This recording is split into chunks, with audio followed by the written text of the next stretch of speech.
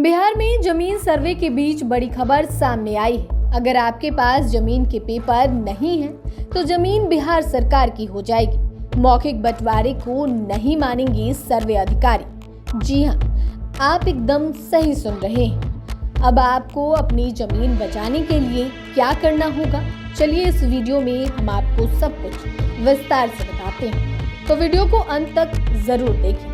दरअसल बिहार में 185 साल बाद 20 अगस्त से जमीन सर्वे की प्रक्रिया शुरू हो चुकी है। राज्य के 45,000 से अधिक गांवों में सर्वे होगा।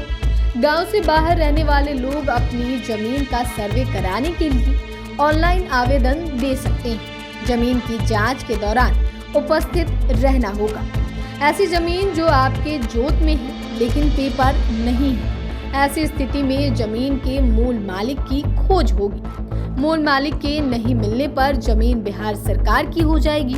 इसलिए जमीन के दस्तावेज तैयार रखें। प्रपत्र 2 में स्व घोषणा करनी है। प्रपत्र 3 में वंशावली देना है। वंशावली तभी देना होगा जब जमीन के मालिक का नाम है लेकिन वह जीवित नहीं है। इस सर्वेक्षण में जमीन पर बने मकानों और दूसरी चीजों की भी जानकारी देनी होगी। सर्वे के दौरान जमीन का खेसरा नंबर बदल जाएगा। सर्वे अधिकारी जमीन बदलने के मौखिक एग्रीमेंट को नहीं मानेंगे। एग्रीमेंट का रजिस्टर्ड दस्तावेज जरूरी है। अगर आपके पास जमीन बदलने का रजिस्टर्ड डॉक्यूमेंट है तभी आपके नाम से खतियान बनेगा। रजिस्टर्ड नहीं होने पर मूल मालिक के नाम से ही खतियान बनेगा। इसी तरह फैमिली बंटवारे में रजिस्टर्ड दस्तावेज होना जरूरी है। बंटवारा मौखिक हुआ तो संयुक्त खतियान बनेगा। सर्वे अधिकारियों के मुताबिक स्व घोषणा के समय अपनी जमीन का रकबा, चौहद्दी, खेसरा की जानकारी, जमाबंदी यानी मलगुजारी रसीद का फोटोकॉपी, खतियान का नकल आदि दस्तावेज देना होगा। एरियल सर्वे में बगीचों के पास वाले कई प्लॉट का एक ही नक्शा होगा। जी हाँ, सरकार ने जमीन का एरियल सर्वे भी कराया है। इसमें बगीचों के पास वाले कई प्लॉट का एक नक्शा बना है। सर्वे के दौरान अमीन स्तर पर नापी के समय नक्शे को अलग अलग करेंगे।